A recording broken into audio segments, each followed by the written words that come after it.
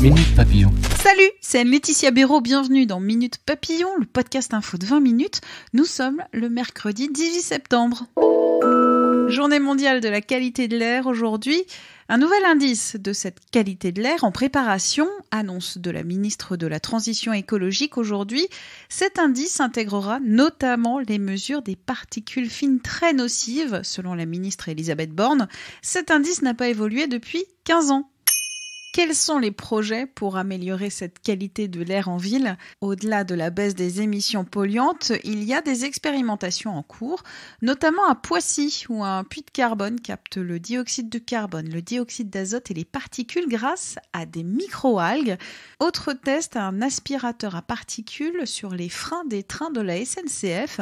La suite de ces projets présentés par Fabrice Pouliquin sur 20minutes.fr.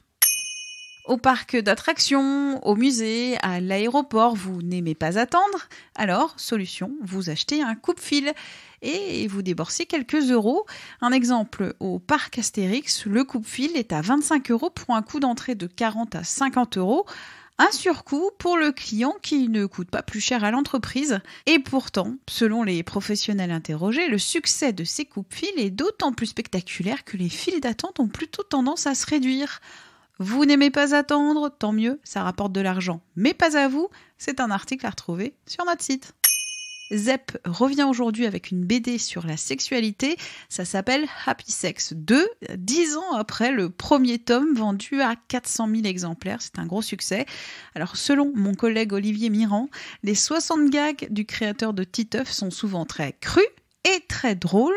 On vous propose d'ailleurs plusieurs planches commentées sur 20minutes.fr. Minute Papillon pour nous écrire podcast@20minutes.fr.